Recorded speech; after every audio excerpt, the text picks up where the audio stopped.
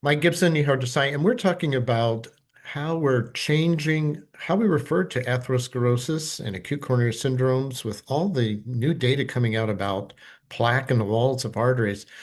We often talk about heart attack, acute coronary syndromes when things go bad.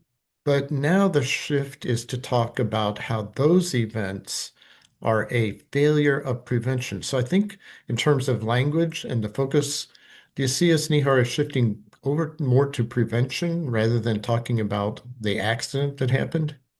Yeah, Mike, I think you're absolutely right. I think that is the transformation and the paradigm shift that we're in the midst of. I think, as you rightly said, we've traditionally sort of thought about these as events focused on epicardial stenosis, on ischemia, when in point of fact, we know that atherosclerosis is a systemic disease. It's a lifelong disease that happens over many, many years.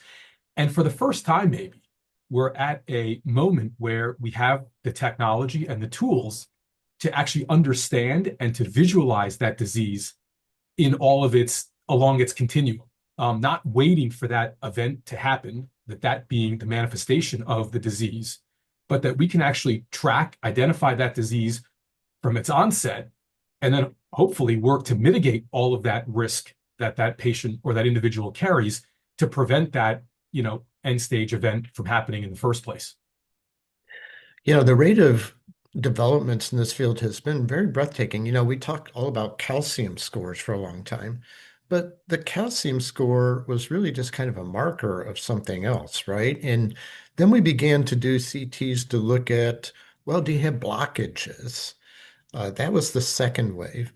And now we're in what I would call the third wave of all this, where we're looking more at all the plaque, in particular, the soft plaque or the risky plaque in the arteries.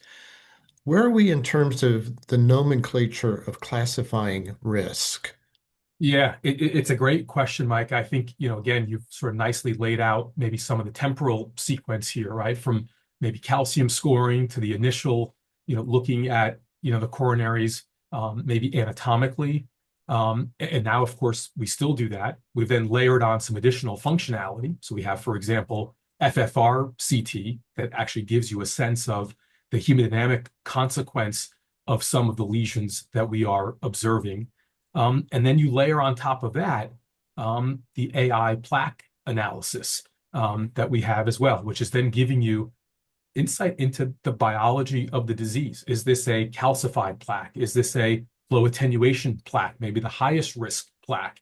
And not only has Lancet sort of started talking some about this shift from event-driven ischemia, stenosis-driven mindset to a more atherosclerotic coronary artery disease mindset, but ACC and AHA and others have now extended some of that work and said, hey, we've got to rethink this, how we leverage the imaging and the tools that are available to think about risk, and then to align that risk with the strategies and tools that we have available to then obviously try and mitigate those events from happening. Yeah, it's been a fascinating evolution in how we look at all of this. I mean, at first it was kind of functional based. You had a stress test, and then, it went back to the plumbing model. You have blockages, but with the new technology, we're getting both a sense of anatomy, of flow and function. But also, again, I want to highlight what you said at the end about the soft plaque, the really vulnerable plaque, which is really the target of our preventive strategies. Okay, so I had a calcium score that was high. Then I had a CT. It was analyzed by HeartFlow. And, my FFR is fine and all that. When do I need it again? Am I done? I mean, do we follow up? What's the recommended timing for that? Yeah, and the professional societies are also starting to now integrate the data that is emerging with longitudinal follow-up. And I think for many patients, they might benefit, depending on the particulars of their findings, to have a surveillance scan again done in sort of 2, 3, 5 years to get a sense of where are we, which direction are we heading in, how are our preventive therapies mitigating some of the plaque that we know was in there. And so that I think is a very reasonable sort of time frame to think of. I think there will be additional evidence that comes forward that will help guide decision making in this space. But I think at a high level, the professional societies and others are now sort of starting to put some of those landmarks, down in the ground for us to say, hey, you get a scan, and then it might be reasonable to repeat that scan in that sort of time window to get a sense of how things are going. And are you looking to see if my plaque regressed, or are you looking to see if we stabilize my plaque and I don't have as much soft fatty plaque at risk? Yeah, probably all of the above, Mike. I mean, I think we know. I think you and many others have contributed, to our understanding of that whole field of plaque regression. For example, what happens with very aggressive LDL cholesterol lowering from a atheroma volume standpoint. But then there's also very important functional changes that happen to the plaque, such that plaque becomes more stable. The fibrous cap gets thicker, for example, and we know that there are certain important therapies that can have those favorable effects on the plaque that we all have. And so I think that again is probably the frontier, for the field. What maybe excites all of us as we truly get to this mindset of prevention.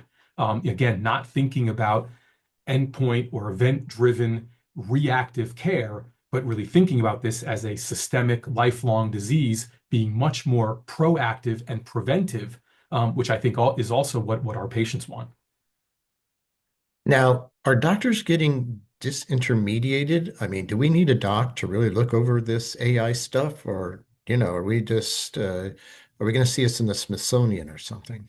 Yeah, it's a great question, Mike. I think in some ways, like the science, and the sci-fi and what the futuristic, kind of aspects of this will look like. But I might give you one anecdote, from my own, clinical work, of why having a scan like this can be so important. And I don't think that the role of the clinician, the cardiologist, or the provider in this case is minimized. In fact, it's pivotal. And here's sort of like what happened. So this was a sort of a middle-aged woman who had some anginal symptoms. We ended up getting a coronary CTA.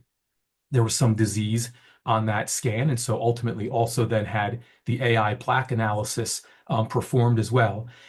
And I don't think there's a real substitute for having a clinician show that patient those pictures Show the pictures, right?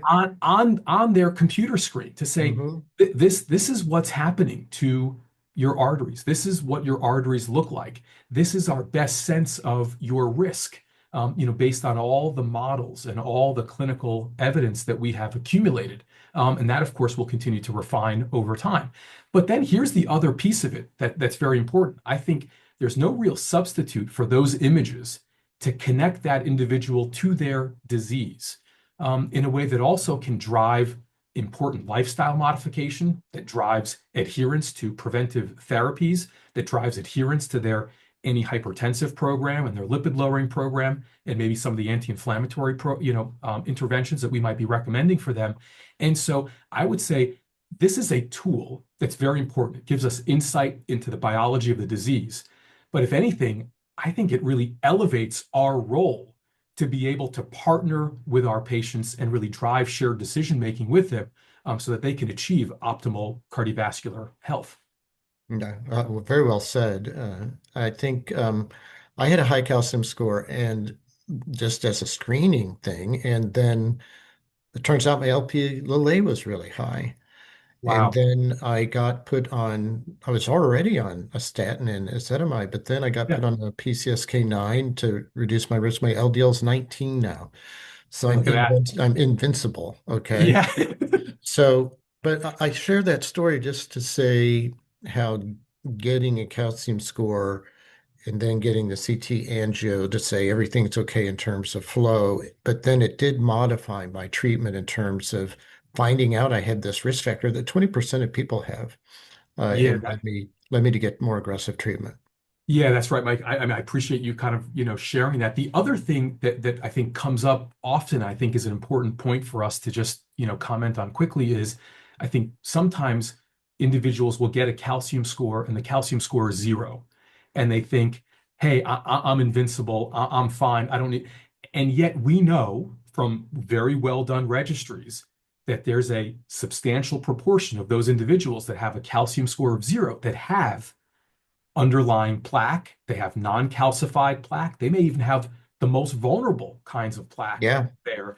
And Yeah. so there again, I think it just goes to show you, as the technology continues to be refined and we continue to make progress on that front of what we can see and how we can see it, the ability to connect our patients, to that, and again, to this concept of this is a lifelong systemic disease. Now we have the ability to actually look at it in a way that we may not have had before. I think that's the real exciting part of the future, to really partner with our patients to really optimize their care. Yeah, we've relied, on kind of risk scores that don't include imaging for a long time. And the paradoxical thing is, yeah, you can say someone's high risk, but look at who had an event. When you look at who had the events, there's gazillions of people at low risk, and they make up a lot of the people who had an event. I mean, there's more of those people than there are these high risk people. Mike, So, you're so right, and I think just on that point, we are at a bit of a crossroads, I think, in the field, right? Because I think we have to take into account that despite all of our improved understanding of the pathobiology of the disease, of athero and inflammation and that plaque, if you look kind of broadly, our outcomes have really plateaued. If anything, we might be even moving in the wrong direction. yeah, I think when we drop the targets, I think that's when we Yeah, drop the ball. and, But and despite having highly effective tools and therapies at our disposal, and so clearly there's a mismatch here. And I think in part that these technologies, and the ability to do this kind of imaging can really help bridge that gap and help us leverage the tools in the best way to actually make progress for the individuals who need them, not relying on crude risk scores that work at a population level, but might often right, fail for the individual. This then actually tethers those two things completely together. And I think that's the real power of it. you just put it all together. I mean, we do these trials and risk scores and populations. I don't care about the population. I care about what happens to me. And so that's what I think AI and imaging is going to offer us is this individualized risk prediction. By the way, which should be iteratively. It's not just one moment in time. Your risk changes over time. I think we got to continue to assess it iteratively. Well, thanks for taking time out and sharing with us today, Nihar. We appreciate it. And thanks to all of you for joining us.